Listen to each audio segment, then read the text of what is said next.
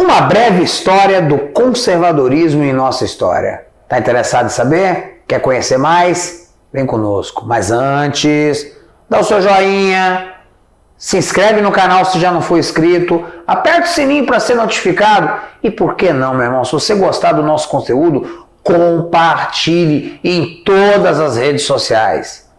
Projeto OJL está só começando.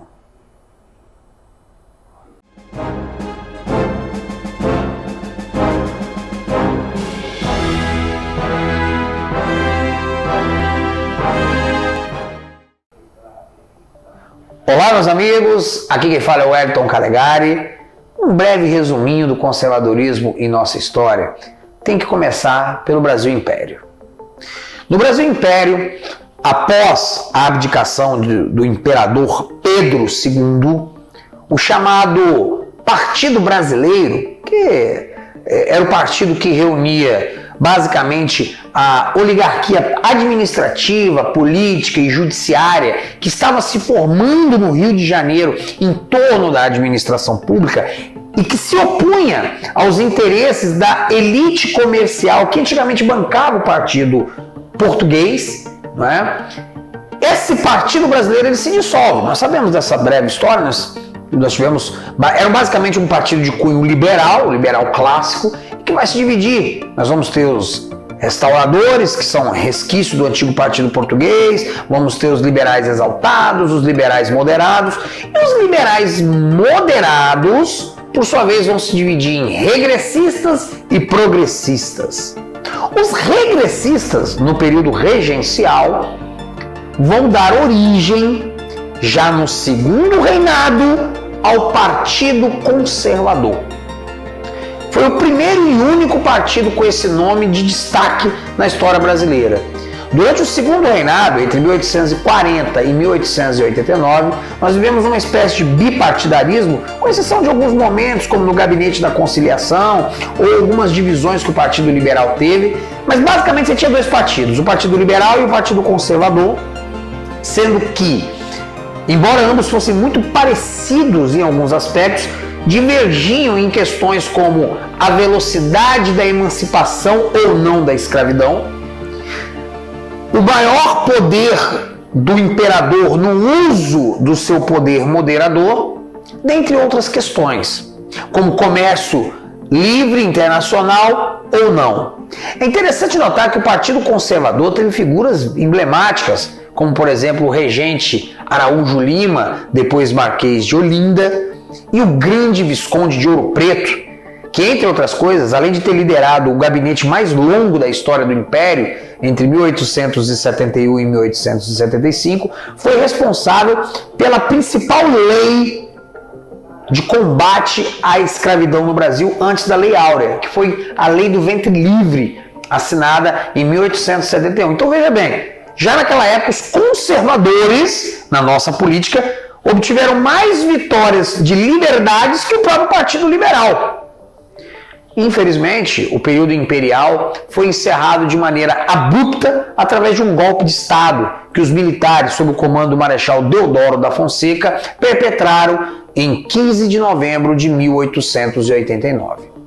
Com isso, provoca-se uma ruptura terrível em nossa história, de um processo de evolução política gradual, seguro, com muitas dificuldades, sem dúvida alguma, mas que ocorria de forma estável e segura e sustentável, passa-se a um processo de percalços, muito tumulto, revoluções, golpes de Estado, demagogia, populismo e, por que não dizer, coronelismo. A república que se instala no Brasil não é um ambiente muito propício ao conservadorismo. De fato, a mentalidade dominante da república, ela se baseou em dois campos antagônicos, nenhum dos quais conservadores. De um lado, o positivismo cru, a ideologia de Augusto Conte, defensora do primado da ciência e da técnica, e desejando o quê? Implantar uma ditadura positivista, porque o povo ignorante precisa ser tocado segundo princípios científicos. É a galera de Floriano Peixoto e da turma dele, os jacobinos, tão bem retratados na obra de Lima Barreto, Triste Fim de Policarpo Quaresma. Dica de leitura, inclusive. Do outro lado, naquela República Velha, você tinha liberais.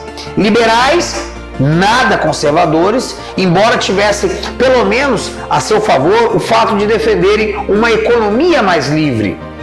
Principalmente do estado de São Paulo, esses liberais como Campos Salles, Prudente de Moraes, Rodrigues Alves, se contrapunham ao projeto positivista e, de fato, conseguiram implantar no Brasil não uma república liberal de fato, mas um regime oligárquico. O famoso regime dos governadores, o sistema dos governadores, que vigorou de 1889 a 1930, em que um presidencialismo de coalizão governava o Brasil, sustentado por oligarquias estaduais apoiadas no coronelismo. O povo, obviamente, não participava do sistema político, como também não participava no período imperial, e agora era tocado por coronéis que, por sua vez, estavam ligados a máquinas partidárias oligárquicas.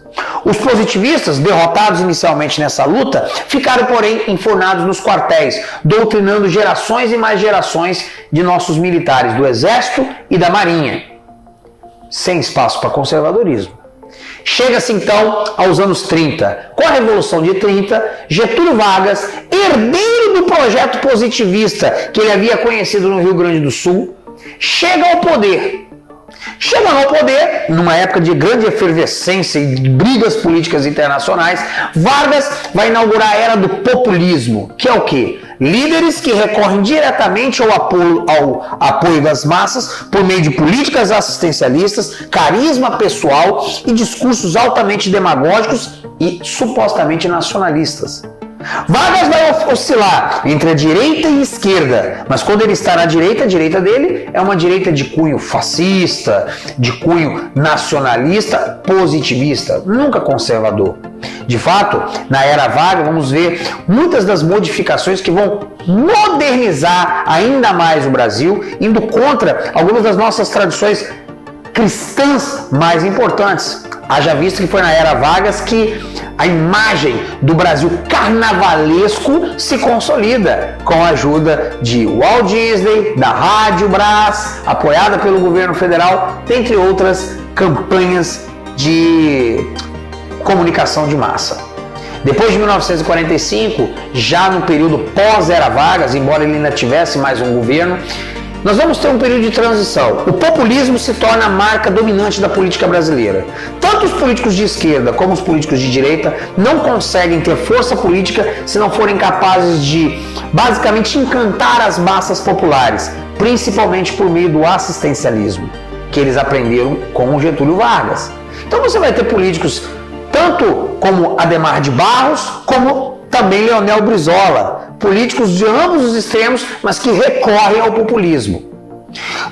Há liberais que tentam implantar ainda um resto de programa de liberdade econômico, mas são rapidamente derrotados.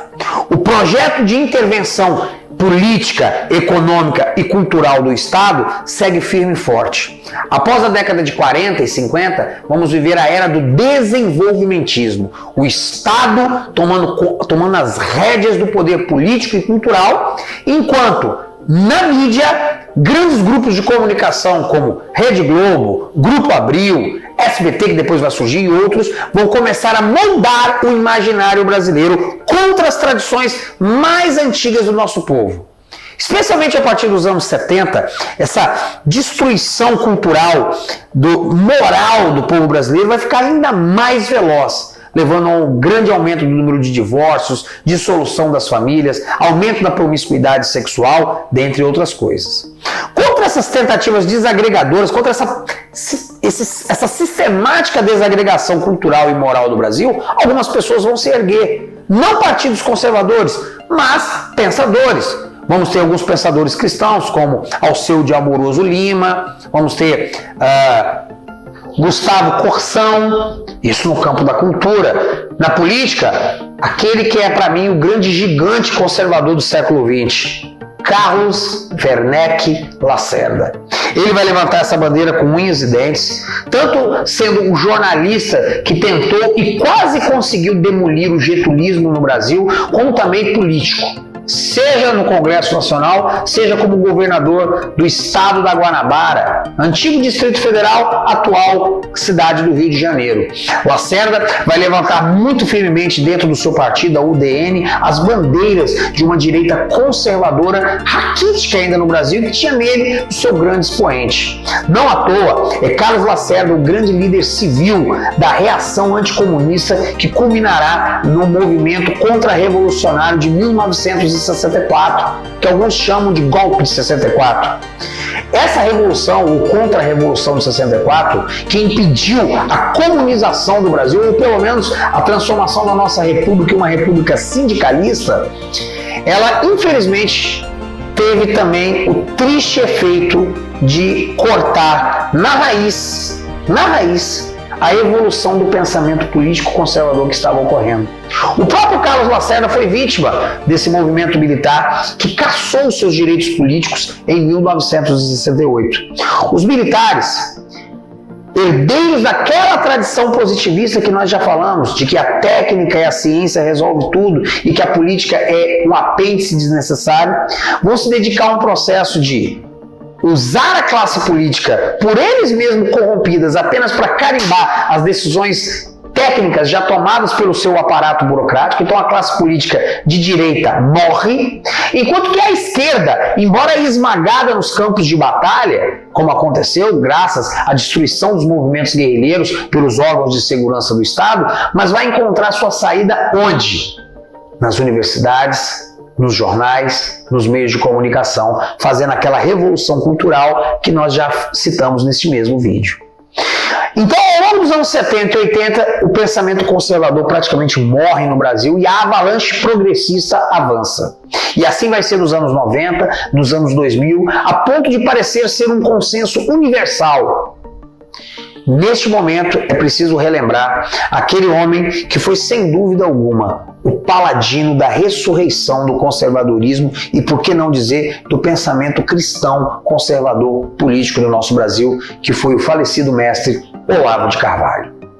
É Olavo de Carvalho, nos anos 90, com suas obras fantásticas de filosofia, tais como Jardim das Aflições, e o Imbecil Coletivo, vai começar a despertar uma pequena elite de pensadores, de ensaístas, de jornalistas e até de alguns futuros políticos conservadores. Perseguido nos meios de comunicação tradicional, Olavo deixa o Brasil em 2004, mas cria o seu curso de filosofia, curso online de filosofia, o COF, que continua o seu trabalho de pregação. Insistentemente, como água mole em pedra dura, Olavo vai ajudar a formar uma nova camada de pensadores brasileiros. Pessoas como Tolentino, Felipe Moura Brasil, Bruno Garchagen e muitos outros são devedores da fonte que se inicia em Olavo de Carvalho. Mas essa fonte de pensadores vai ganhar também força política a partir de 2013, quando o povo brasileiro desperta de um sono quase secular de dormência diante do avanço progressista e começa a sacudir os jugos disso. Vamos ver então pessoas indo às ruas, protestando, inicialmente sem saber muito bem contra o quê, mas que vão procurar nos livros de Olavo e de seus seguidores um caminho a seguir. E é nesse momento também que um certo capitão da reserva, deputado federal, que vinha discursando solitariamente no Congresso também desde os anos 90, apenas para o seu eleitorado, começa a finalmente encontrar uma repercussão maior. É o encontro de um discurso até então solitário com uma população ampla, porém desassistida eleitoralmente. E esse encontro vai desaguar num grande e inesperado momento da história política brasileira, as eleições de 2018, com a vitória de Jair Messias Bolsonaro. O conservadorismo sai da marginalidade para o palco. E agora no palco luta não só pela sua sobrevivência, mas para dar novos rumos à história do nosso país. Aqui quem fala é o Wellington Calegari, do projeto OJL.